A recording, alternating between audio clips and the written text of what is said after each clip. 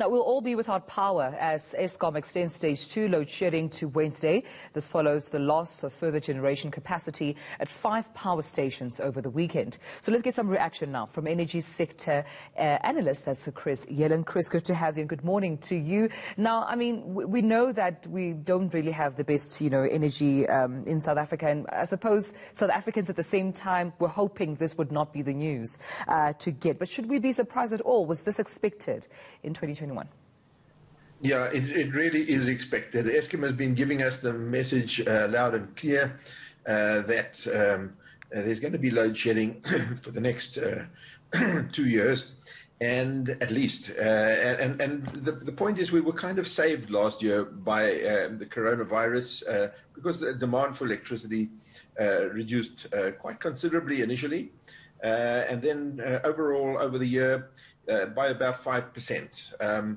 So that's what really saved us last year. This year, as the economy starts to pick up, we don't have that saving grace, and we can expect to have intermittent load shedding on and off on a fairly regular basis. And if you look at Eskom's website, where they produce some graphs and predictions of what they're expecting for the next weeks, it is code red for the next 6 weeks. Yeah. I mean, also them releasing the statement that we should at least expect this stage 2 load shedding until 5 a.m.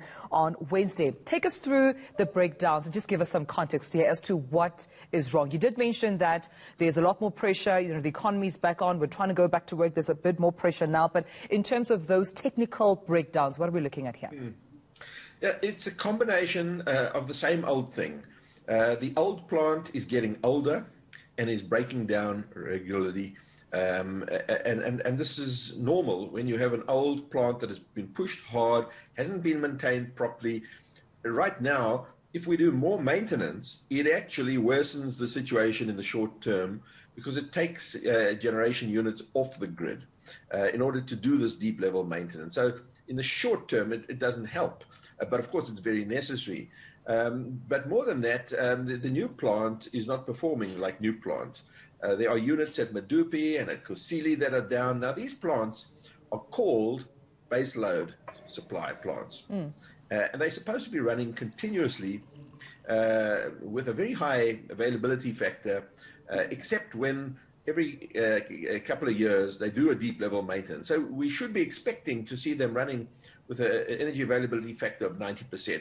The reality is they're running at typically 65, 70s, 75%. Yeah. And that means the new plant is performing like old plant, and the old plant is getting older and older and performing worse and worse. And that's where we find ourselves in. And the solution really is maintenance can only take you so far. Right. It's like an old car. At some point, you have to sell it and replace it with something more reliable.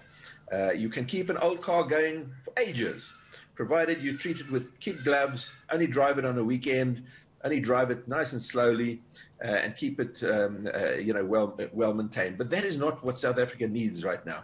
We need workhorses that can operate continuously. And the only solution for that is to build new plant fast. And we've got to build new plant that performs like new plant. Right.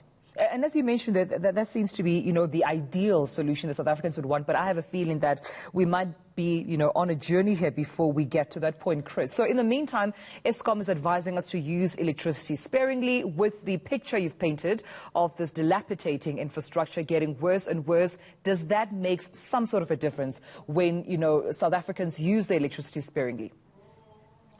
Yeah, well, when the economy uses electricity sparingly, it means the economy can't grow. It means jobs are affected, the GDP is lower. It means we're all going to get poorer. It means that new investment for new projects can't come into South Africa because they cannot get a new supply. The solution in the real short term, and by that I'm talking about 2 years, does not lie with government anymore, because the government's procurement processes are way too slow, and we're not going to see any new capacity coming from government procurement processes in the next 2 to 3 years. So in the meantime, the solution actually is, of course, to use electricity efficiently and sparingly, but customers need to start taking ownership of their own electricity future. They need to start looking at installing plants that can supplement their grid electricity needs. This will also help relieve Eskom of its burden, which it clearly can't meet, and take some supply off the grid so that that which is left on the grid can deliver customers more reliably. Well, we'll leave it there. Chris, thank you so much for your time. Energy sector analyst Chris Yelland.